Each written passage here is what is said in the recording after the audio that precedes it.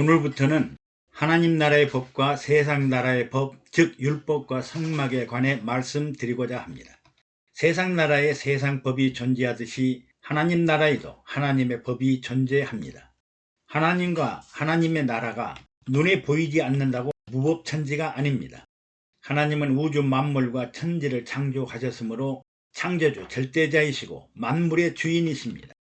사람은 이 세상을 사는 동안 자기가 소유하는 집이나 땅에 사는 것처럼 보이지만 근본은 창조주이신 하나님이 주인이시고 사람은 하나님 나라의 한 점처럼 살고 있으므로 사람은 태초부터 하나님께 빚진 자이며 반드시 하나님의 말씀하시는 대로 살아야 합니다. 우리는 하나님의 창조물을 마치 개인 소유물처럼 무상, 무임, 이임이, 자유로 사용, 수익, 관리하면서 부와 재물을 축적합니다. 사람은 현재 소유물의 임차인이요 하나님은 원주인이시며 임대인이므로 내 소유처럼 사용하고 있다면 어리석은 사람임에 틀림없습니다. 그러므로 사람은 평생 동안 하나님의 소유물을 이용하며 하나님 나라에 살았으므로 말 한마디라도 감사했습니다. 고맙습니다. 행복했습니다. 즐거웠습니다.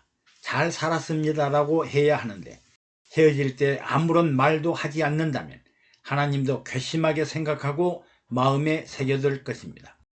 그러므로 사람은 하나님의 소유물들을 마치 자신들의 소유물처럼 사용했기 때문에 죽은 후에는 모두가 그리스도의 심판대 앞에서 각자가 육체로 행함을 따라 선악간의 심판이나 상급을 받습니다.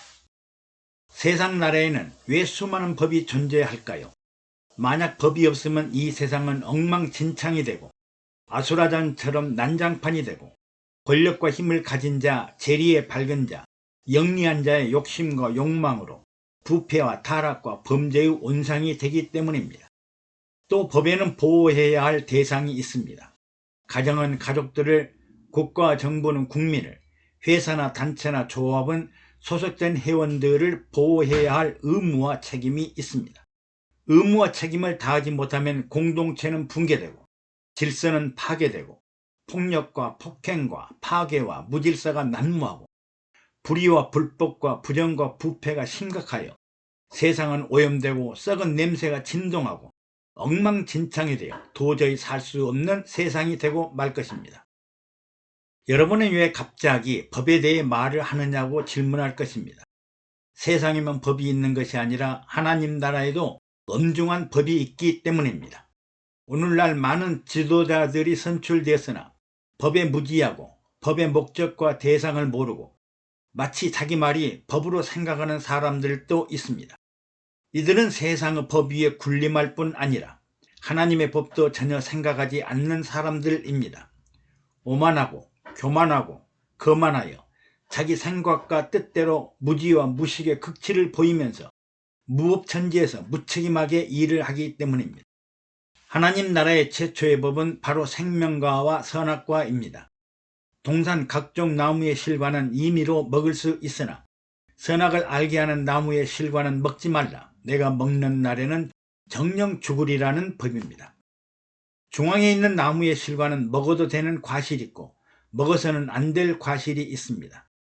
먹어서 생명이 되는 과일이 있는가 하면 먹으면 독초가 되어 사망하는 과일이 있습니다.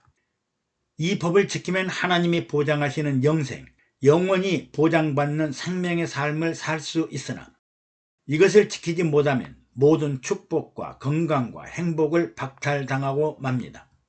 생명과와 선악과의 의미는 해도 좋은 일, 생명의 길이 있고 해서는 안 될 선악의 길이 있습니다.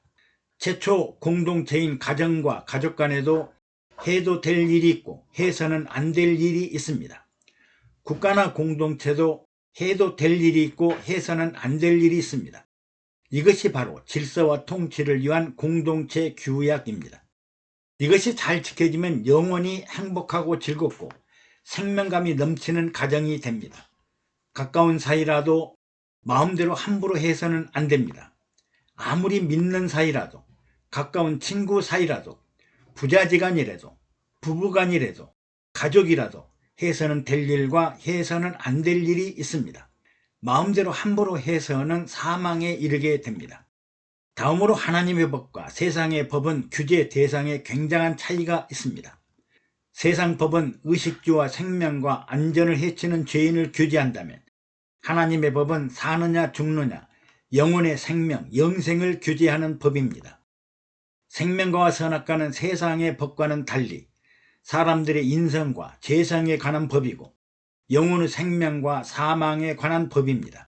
아브라함도 축복과 저주에 관한 말씀을 받았습니다.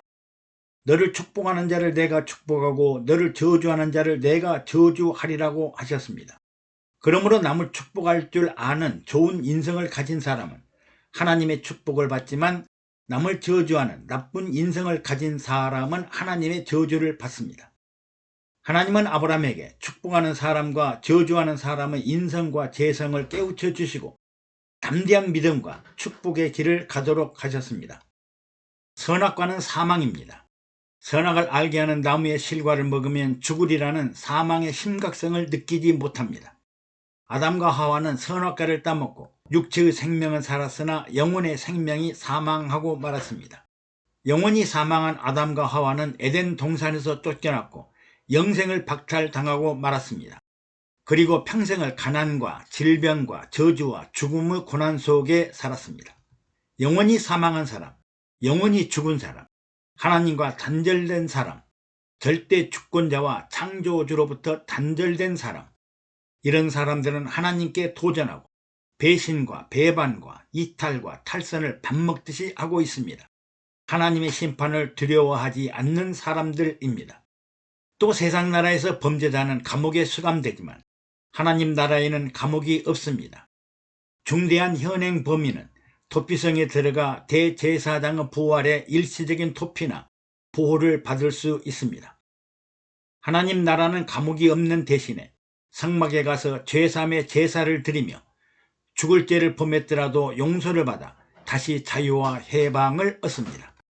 하나님 나라 법은 항상 사랑과 용서가 기본을 이루고 있어 자신의 죄를 회개하고 속지 않은 사람에게는 다시 살아나는 생명의 기회를 허락하셨습니다. 그러나 이 땅에서 하나님의 법으로 용서받지 못한 영혼은 당장 감옥에 가지는 않더라도 미래의 지옥 무저갱에 들어가 영원한 수감자가 될 것입니다. 빨리 성막에 가서 영혼의 죄사함을 얻어야 합니다. 하나님 나라 법은 세상 물질에 관한 법이 아니라 영혼에 관한 법이요, 영혼이 실족한 사람은 성막에 가서 자신의 죄를 회개하고 용서를 받아야 하는 사랑과 용서의 종교입니다.